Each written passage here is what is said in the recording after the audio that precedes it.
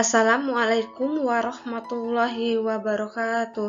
Hai teman-teman, perkenalkan nama saya Tearis Nanda Maladewi, NIM 2210101244, dan teman saya bernama Deni Agustina 2210101243. Kami dari kelompok 3 S1 Kebidanan Universitas Aisyah Yogyakarta.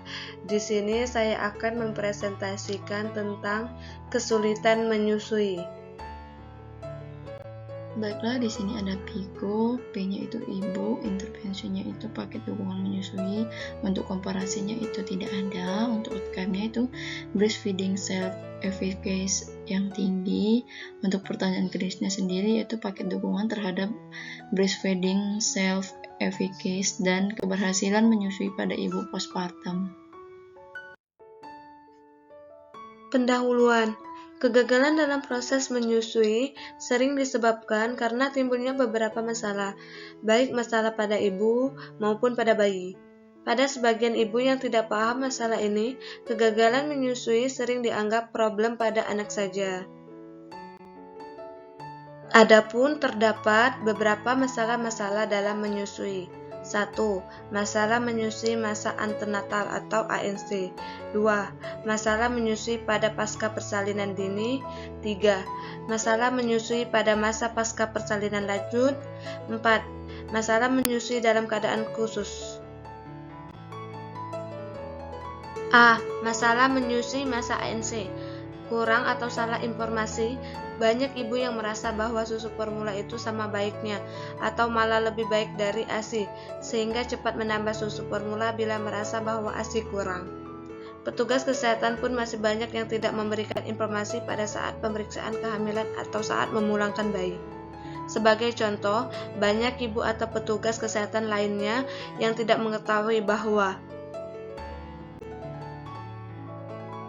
bayi pada minggu-minggu pertama defekasinya encer dan sering, sehingga dikatakan bayi menderita diare dan seringkali petugas kesehatan menyuruh menghentikan menyusui.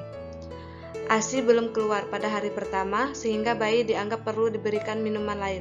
Padahal bayi yang baru lahir cukup bulan dan sehat mempunyai persediaan kalori dan cairan yang dapat mempertahankannya tanpa minuman selama beberapa hari.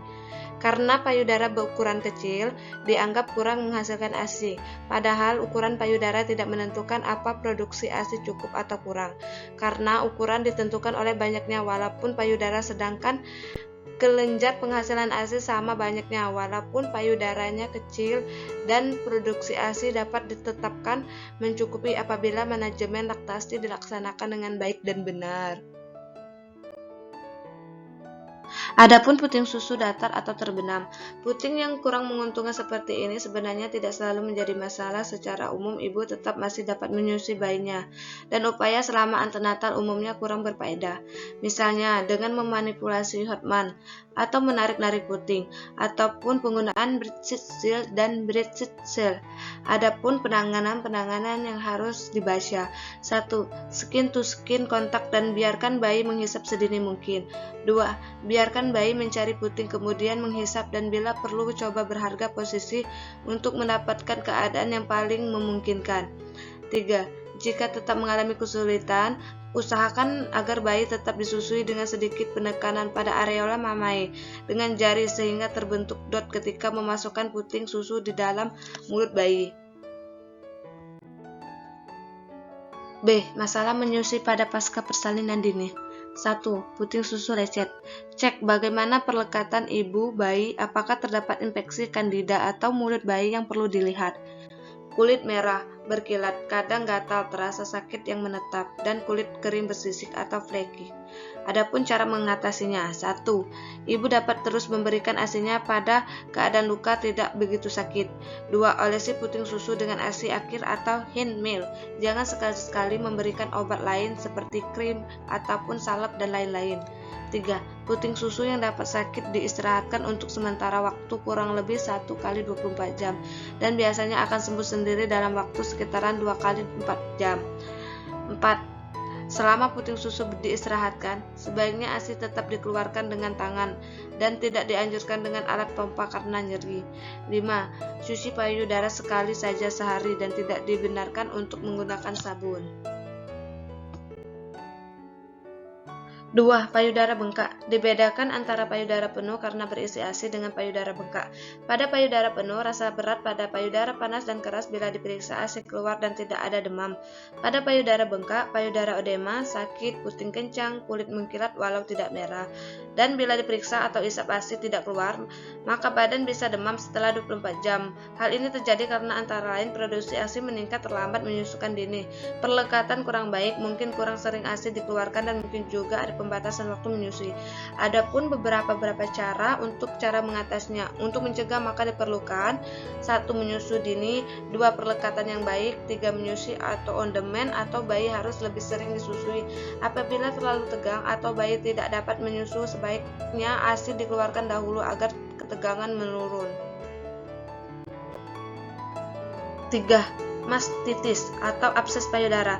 Mastitis adalah peradangan payudara. Keadaan ini disebabkan kurangnya ASI diisap atau dikeluarkan atau penghisapan yang kurang efektif. Adapun terdapat beberapa cara mengatasinya, dengan cara kompres air hangat atau panas dengan pemijatan, atau juga dengan cara rangsangan oksitosin dan pemberian antibiotik. Bila perlu diberikan istirahat total. Kalau sudah terjadi abses, sebaiknya payudara yang sakit tidak boleh disusukan. C. Masalah menyusui pada masa pasca persalinan. 1. Sindrom ASI kurang. 2. Ibu yang bekerja. Dengan cara mengatasi faktor penyebab, yaitu ada 3 faktor. Faktor teknik menyusui, faktor psikologi, faktor fisik ibu. D. Masalah menyusui pada keadaan khusus. Adapun masalah pada ibu. 1. Ibu melahirkan dengan bedah sesar. 2. Ibu sakit. 3. Ibu hamil. Dan adapun masalah yang terdapat pada bayinya. 1. Bayi sering menangis. 2. Bayi bingung puting. 3. Bayi prematur. 4. Bayi kuning. 5. Bayi kembar. 6. Bayi sakit. 7. Bayi sumbing. Dan 8. Bayi dengan lidah pendek. Dan di sini terdapat beberapa daftar pustaka.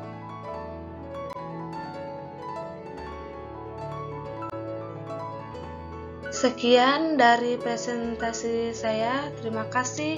Semoga presentasi ini bermanfaat bagi kita semua. Amin. Wassalamualaikum warahmatullahi wabarakatuh.